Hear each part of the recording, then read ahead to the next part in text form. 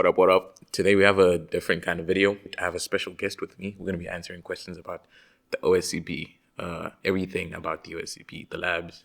Well, I haven't taken the exam, so that will be a question for next time. And just general misconceptions about paying, what to do, how to get prepared, etc. So let me introduce you to the special guest. Yo, State your name, cuz. my name is Day. My name is Day Cyberworks, and today we're going to be talking about the OSCP. So let's get into it. So we're going to do some quick rapid fire questions. So let's get into it. First question: are the labs hard? Yes. Is the OSCP an entry level certification? No, it's not. Was the $1,500 worth it? For now, yes. For now. Did you enjoy the labs, or are you enjoying the labs? A 10 out of 10 for the labs. Pretty well designed. Will you take another offensive security certification? The OSCP, as soon as I pass. Gotcha. What's harder, the PMPT or the OSCP? OSCP. I mean, I failed the PNPT, so it's got hard, but I think the OSCP. What's better, PMPT or OSCP? That depends. You can stick around for that. Sweet. So, the very first question is probably the question everybody wants to know. How do you pass the OSCP? How do you pass the OSCP? Yeah. That's a very generic question. Yeah. That I think deserves a generic answer. If you tune into the Discord on Fridays, there is a OSCP office hours, and this question has been asked almost every Friday actually, and it deserves a generic answer. Depending on your situation in life, you might be a student, you might not be. I'm a student, and so I have other things to commit to. So it's gonna take me longer than a person who has nothing else to do. True. You might have children. I have no idea what your situation is. It's obviously gonna take you a lot longer.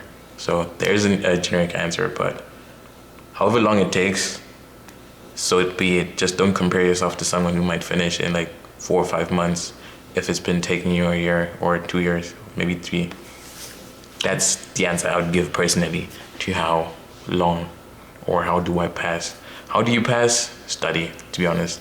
So, that makes sense, but then in the end, it's like, now you just said, it might take you a year, 2 years, or 3 years.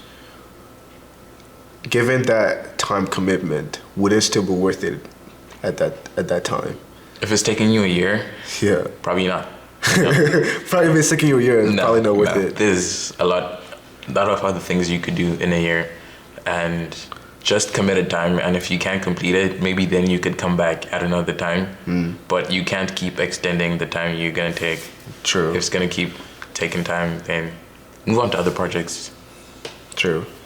For me, I think the exam is pretty valuable. I don't have the OSCP. I don't work in offensive security. Yeah. But from what I know, like in just like the industry standard, the exam is pretty valuable. Just having it, as like you've been an OSCP, recruiters, reaching out to you, or like having your LinkedIn or your resume. But I think it's like twofold. The process that it takes to study for the exam is just as valuable as eventually getting the exam, because like the skills and like everything you gain in that journey is important. Like I know people who like they put studying for OSCP on their resume. They were studying for the OSCP, but they never got the OSCP. Yeah. But that helped them get a job because like oh, you're studying for the OSCP. Like okay, and added to like whatever the interview is considered for giving them the job. So yeah. So the next question is it's interesting question. Who got the first OSCP? Who got the first OSCP? To be honest, I have no clue. Yeah.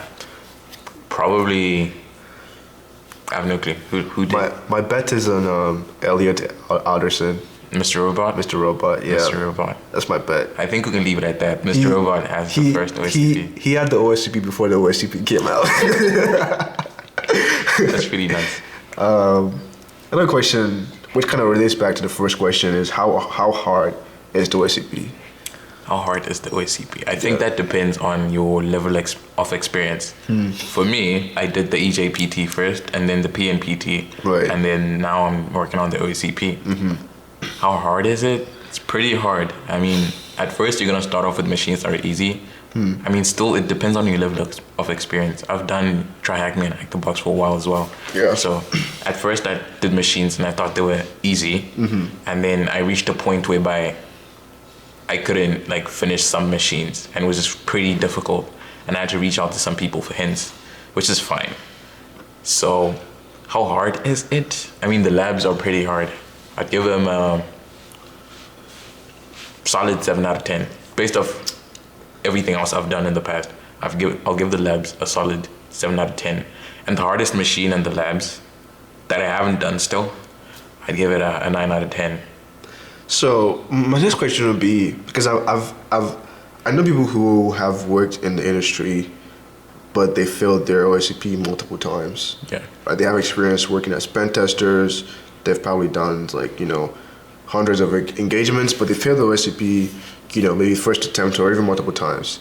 So in terms of like quantifying how hard the OSCP is it due to a lack of experience or a lack of knowledge or a lack of understanding of what offensive security, you know, wants you to know and wants you to do For the exam, for the exam? Yeah.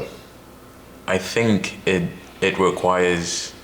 boils down to OSCP specific things. Right. For example, there's some machines in the lab that require you to do specifically or exactly what's in the lab PDF. Yeah.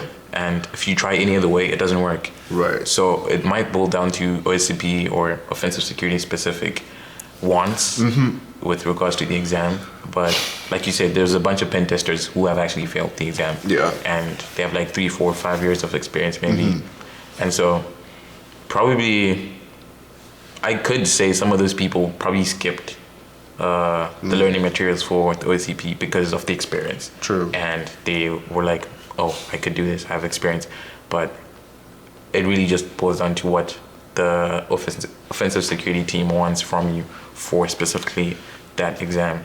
And that makes sense. But I think there's probably maybe some issues with that. Because, for example, the PNPT, right, from TCM Security, they have the option whereby you can just take the exam without taking like the training, right? And there'll definitely be people who have taken the exam without the training and have passed the exam just because of their experience. So would that be a better quantifier of experience, given the fact that they took the experience as pen testers and then applied that experience to the PNPT and passed the exam, and people with those same experience will probably take the OSCP at their first attempt, maybe without going through the labs or anything, right?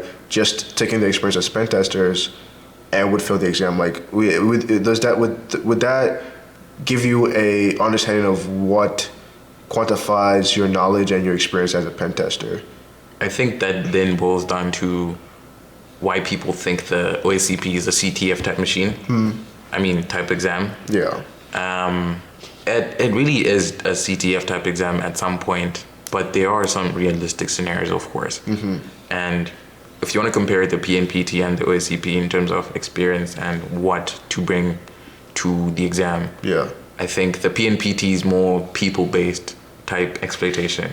Like you're looking at the flaws of people's misconfigurations, things they could leave behind, or you know when you do OSINT on a company, clues like that can help you get into the company. And then the OSCP is looking at system or software-based exploitation, right? Like vulnerabilities in code, or sometimes misconfigurations, yes, but it's mostly focusing on exploiting the systems and vulnerabilities in code and etc. So it's not really based on people, which is what then people say is not real world, because you have to look for a specific thing in maybe some specific section in code.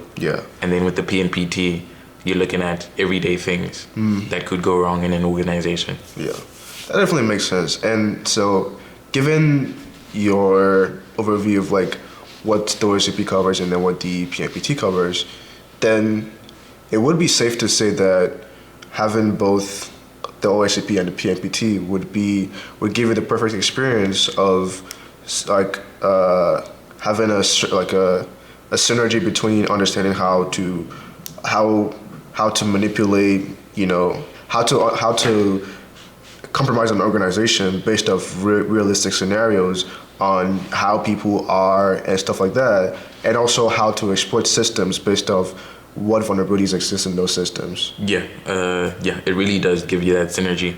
I mean, and then if some people mostly want to know if then you'd be able to get a job. Right. I don't know. I only have the PNPT. Mm-hmm. Did the PNPT help me in my job search? Not as much. Right. Will the OSCP? I don't know yet. We'll get there, and maybe then I can answer the question. But if you have both, then definitely you have the experience to exploit both misconfigurations by people-wise, OSINT. Mm-hmm. And if you have the OSCP, then you can look at code and whatnot, exploit and modify your own, make your own, mm-hmm. and exploit those vulnerabilities. So it does give you that well-rounded balance between both sides of the playing field. So given that, you just mentioned a couple of things like, you know, look at code, maybe modify, exploit code and stuff like that. So what are some other things, including those things, that you need to know for the OSCP? Like what is it? What is like the bread and butter of the OSCP? What is the OSCP looking for from experience, like doing the labs and like what you know, interacting with other people who have taken and passed the OSCP? So what you mostly need to know when coming in, people say the OSCP is an entry-level certification. Personally, I don't think it is. If you just start with the OSCP, if you skip other things like Try Hack Me, Hack the Box, the AJPT exam, the PNPT exam, things considered to be a lot easier than the OSCP, you're probably gonna have a hard time and it's gonna take you way longer. So before you go into the OSCP, probably think about things like Linux, right? Know how to use Linux, the terminal, some of the misconfigurations that may exist in Linux, and then same thing for Windows. Right. There's a lot of Windows misconfigurations that you can exploit that generally come with like a general Windows installation, and then there's some things that can be put by people. Yeah. And then coding. Right. You don't have to necessarily know how to program. People say there's a difference between programming and coding. So at least know how to read code. Do you mean like scripting and coding? Yeah, something like that. Yeah. So at least know how to script and read code, because at some point you might be doing some manual SQL injection, which I was actually doing a couple of days ago. And then if I didn't know how to use Python, I would have taken a long time. And if that scenario was in the exam, I wouldn't have finished. So if you know how to script, you cook up something, automate your tasks, and it'll move quicker. And so that's some of the things I would recommend people do before they actually try to tackle the USCP or the labs in general. Because if you just want to start there, there is some valuable information in the PDF, but it's not enough for anything at all when it comes to the labs or the exam. So I have the questions in regards to that.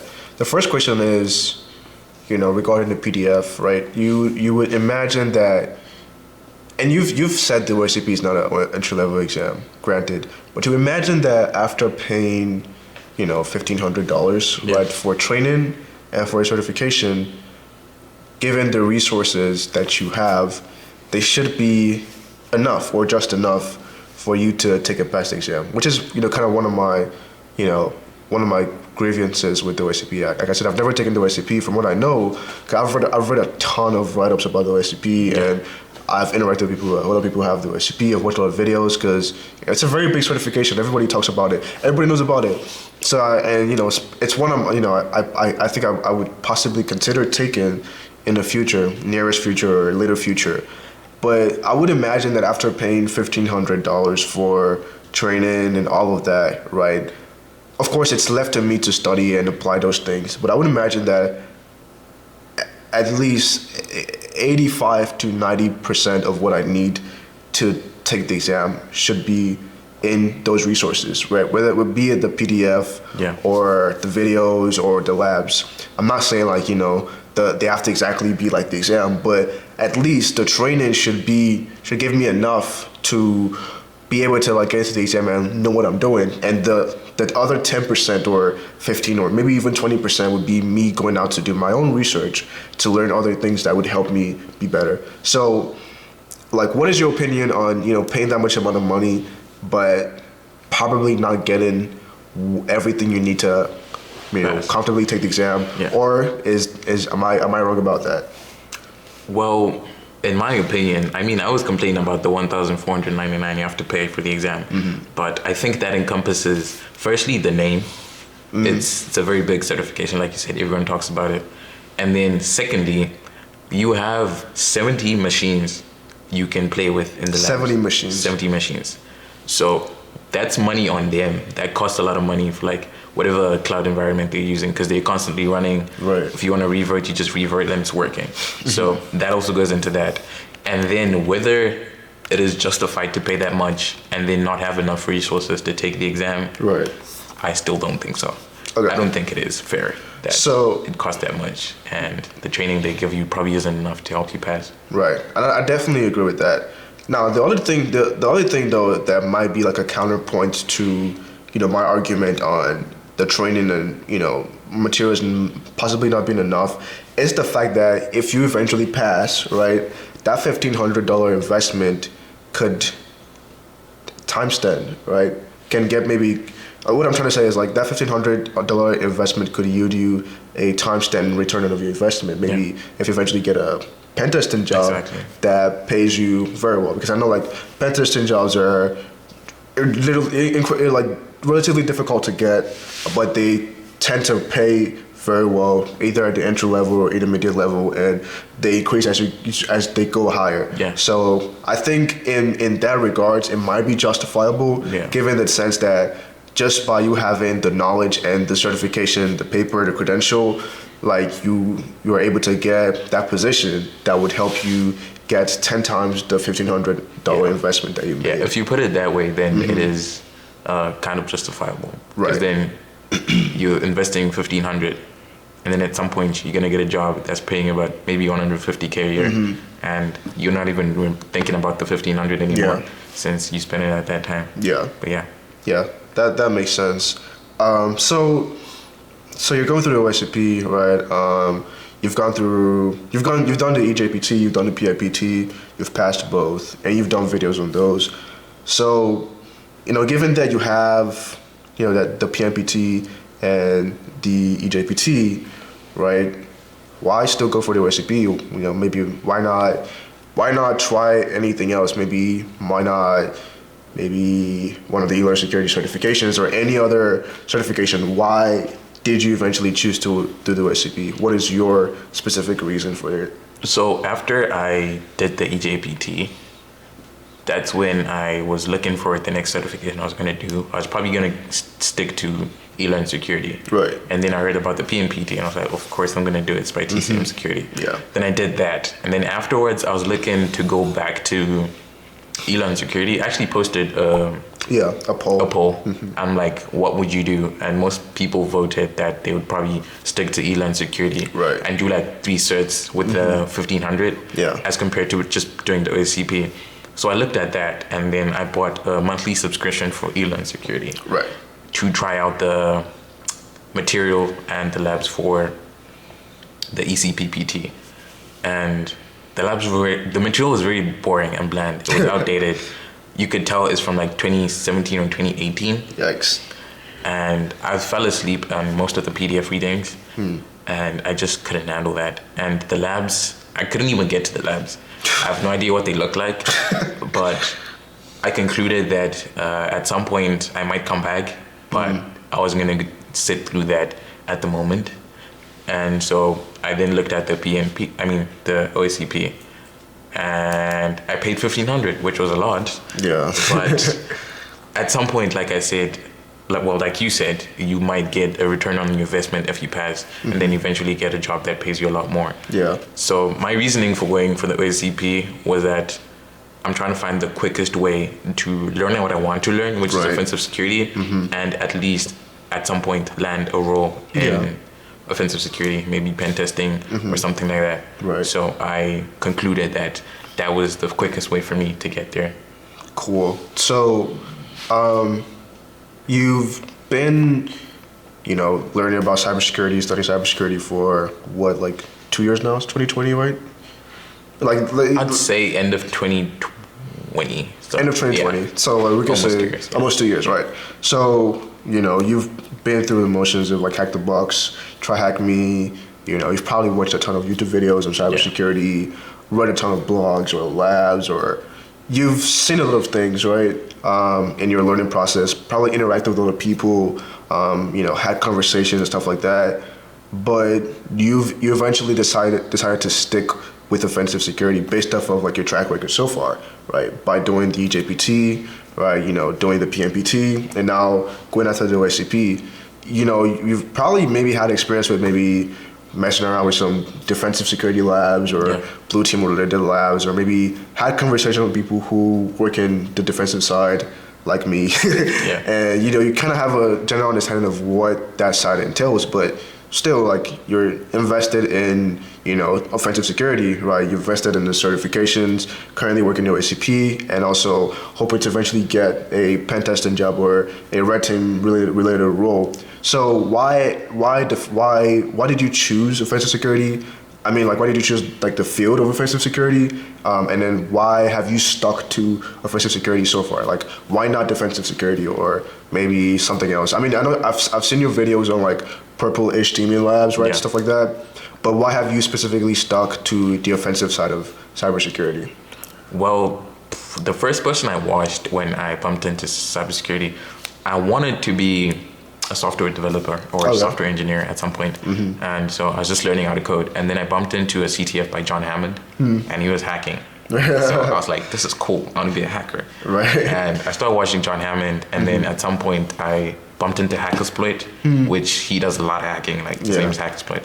And so I just fell in love with just the hacking and breaking stuff. Yeah. And then at some point I realized how hard it is to get into the hacking, like getting a red team role or a pen testing gig. It's not the easiest thing to do. Right. And I thought to myself, maybe let me do some blue team stuff first. I tried out some blue team stuff. It's not terrible. Yeah. It's enjoyable, but I just find like I get a lot more dopamine from popping a shell. Right. Or phoning a you, machine. You pretty much lack self-control.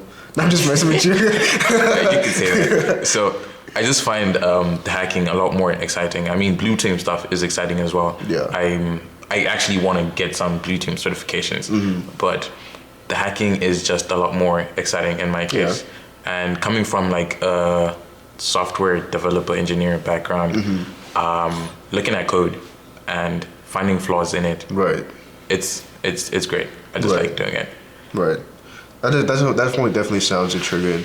And for me, it's like, we were just like joking about this right before we started the video about like how I'm going to be a pen tester. And like, I'm going to, like make that switch. But I have tried, some hacking labs, right? I don't want to say pen testing because I think that's an actual job.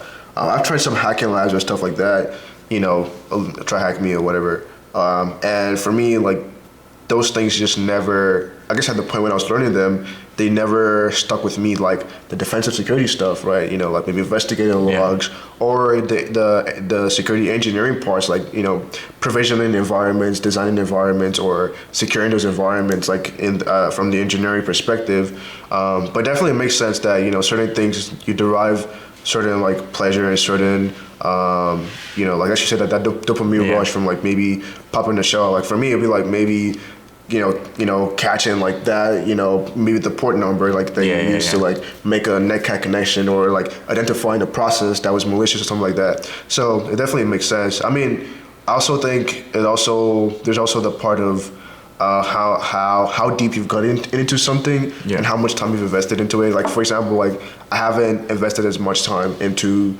the hacking part of it, because when the defensive side of security caught my attention, I just solely focused on that, which kind of helped me really like build my skills in that. And I think just the same way you've like solely focused on like offensive security stuff, it has helped you build those skills and build those skills faster. Which leads me to my next question about like what are your opinions on like learning multiple things at the same time? Because I know in cybersecurity, right, especially a bunch of people who are at the entry level stage who are just like trying to get in, still learning a lot of things. Maybe they don't have their first job yet or anything. Yeah. There is the tendency to want to like do everything. Like, you know, you want to like do all the defensive stuff, want to do all the offensive stuff, and all of that. So like, given that, you know, you've stuck through that offensive path, right? You know, PMPT, JPT, your hacking labs, all of that, now the OSCP, like how has that benefited you in a sense of building your skills and focusing your energy into something specific? Like for example, you specifically focused your energy on the OSCP for the last couple of months, right? Yeah. Compared to maybe like dispersing your energy across multiple things. Let's say, for example, you were doing the OSCP and then you were also doing a bunch of like, I don't know, like blue team CTFs or like Track Me Blue Team Labs. Like, how have you benefited from focusing on just the offensive stuff and the OSCP basically for the last couple of years or however long, compared to if you would have been dispersing your energy across multiple things at the same time? How's that experience been? Well, that is actually one thing I do struggle with. Trying to balance a ton of things at the same time. Yeah. So, should you do it? No. Is it easy not to do it? Yeah. No. Can you do it? Yes. Focusing on one thing just depends on where you're at. And I think in the beginning, you should try out. What was I saying? You're talking about Balancing. dispersing your energy and balancing stuff. So like I was saying, is it easy to not try do everything at once? No. Yeah. But in the beginning, I think it should be your goal to find what you specifically like. I got into red teaming or hacking and whatnot, and I figured out that I like the actual hacking. I like network penetration testing. I like looking at code, so code auditing. Yeah. And then I also getting into building my own labs, which is kind of like a borderline between blue team and red team stuff. I'll consider it like engineering. Engineering. Yeah. Yeah. So Infrastructure. that's what I figured out that I like, and now I'm focusing my energy on that. So if you're not able to focus your energy on one thing, at least find what you like and then try do that. Yeah. Because if you then try do blue team, red team, all this other stuff, Yeah. you're gonna get lost Yeah. and probably burnt out at some point. Yeah. And so if you then do find what you do like, and you can only do that by doing a bunch of different things in the beginning. That's in the Yeah. beginning, and then once you filter everything else out, focus. I read a blog by Pentester Academy. Yeah.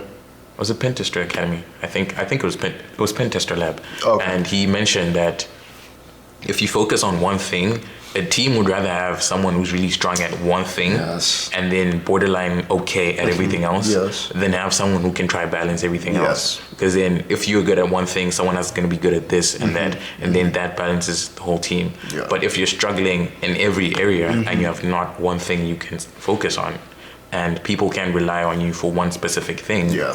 then they're probably not going to take you on the team. Yes. And you'd have a harder time trying to get on or... That is absolutely perfect. Like because I spend a lot of time giving people advice, and one thing that people struggle with is just like focusing on one thing and just honing down on it.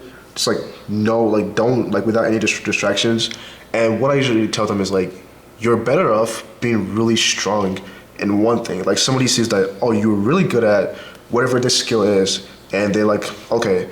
And your perspective of it was like, you know, you're strong on it. That means like they can rely on you to be good at this, and then other people can be good at other things, right? Yeah.